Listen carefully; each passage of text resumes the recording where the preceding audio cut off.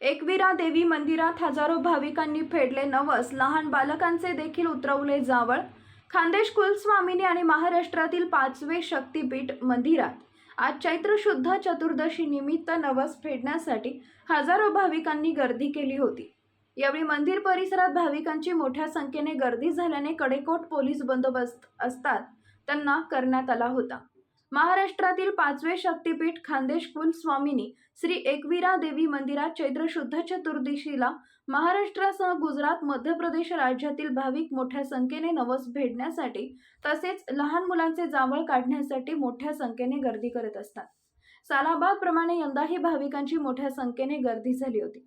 चैत्र शुद्ध चतुर्दशीला मंदिरात 1 ते 1.5 लाख भाविकांनी गर्दी केली होती। यावेळी मंदिर परिसरात भाविकांची झालेली गर्दी लक्षात घेता मंदिर प्रशासनाकडून विविध सोयी सुविधा देखील पुरवण्यात आल्या। तसेच मंदिर परिसरात पोलीस बंदोबस्त देखील तैनात करण्यात आला होता। चैत्र शुद्ध पौर्णिमेपासून देवीची यात्रा उत्सवाला सुरुवात होत आहे।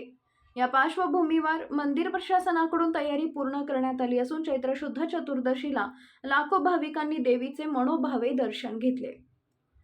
ब्युरो रिपोर्ट, तेज मराठी न्यूज। एकविरा देवी रेणुका माता मंदिर ट्रस्ट एकविरा देवीचा यात्रा उत्सवाला सुरुवात झालेली आहे।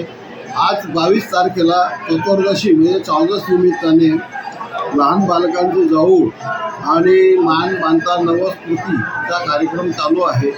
तर आज याच्यामध्ये गर्दीची एवढी होणार आहे तरी प्रत्येकाने आपले लहान बालके, आपले दागदागिने हे सगळं सांभाळायचे आहे आणि कुणालाही असं काही त्रास होईल असं करू नये। कारण काय आहे मतलब उन्हाचाही जवळ येतो, ऊन पण आहे जवळ आणि आम्ही मंदिराच्या परिसरात चारी बाजूने मंडपाची सोय केलेली आहे। मंडपाच्या सोयीचा फायदा घ्या। पाण्याच्या सुविधा केलेल्या आहे। सर्व याच्या सुविधा केलेल्या असताना कुठल्याही प्रकारचा अनुचित प्रकार घडू नये याच्यासाठी पोलीस बंदोबस्त आहे।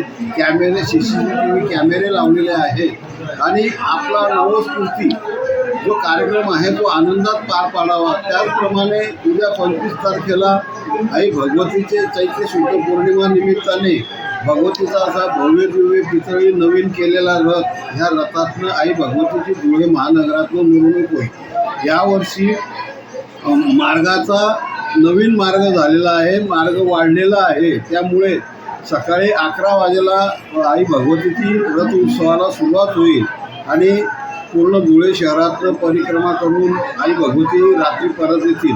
असा या पद्धतीने हा कार्यक्रम आहे। तर सर्वांना असं आव्हान करण्यात येत आहे, आपल्या भागात जो रथ येणार आहे त्यात आपल्या भागातल्या रथाकरता सरा रांगोळ्या घालून, फटाके वगैरे लावून, आरती देऊन असं स्वागत करा। आई भगवती आपल्या दाराशी येत आहे, मोठ्या आनंदाने स्वागत करा। त्याचप्रमाणे यात्रेत येताना सांभाळून येणं, जास्त गर्दी वाढणार आहे, गर्दी वाढते त्या हिशोबाने आपले लहान लहान बालकं वगैरे यांच्या कुठल्याही प्रकारचं अनुचित प्रकार झालं याचं त्याच्याकरता दक्षता द्यावा। त्याचप्रमाणे महापालिका, नगर, आपलं पोलीस प्रशासन सगळ्या पद्धतीने नंतर मंदिर प्रशासन सगळ्या प्रकारच्या व्यवस्था करते आहे। त्या व्यवस्थेचाही लाभ घ्या आणि मंदिराच्या परिसरात विकासाचे कामं चालू आहेत त्याकरताही हात फुलणे पुढची पाकळी मदत करा। धन्यवाद।